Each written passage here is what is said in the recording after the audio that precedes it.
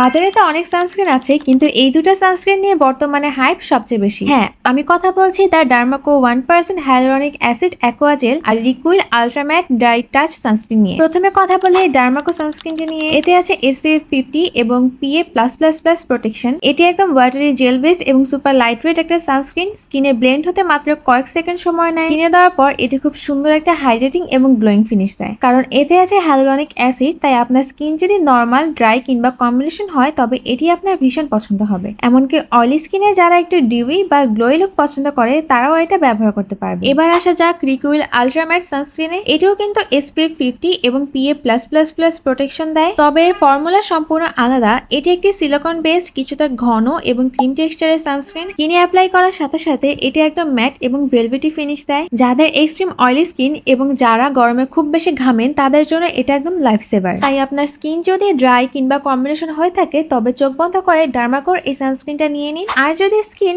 অতিরিক্ত তৈলাক্ত এবং অয়েল ফ্রি সানস্ক্রিন খুঁজে থাকেন তবে রিকুইল আপনার জন্য বেস্ট অপশন। আর এই দুটো প্রোডাক্টই অথেন্টিকটা পাবেন আমাদের প্লামিলক পেজে।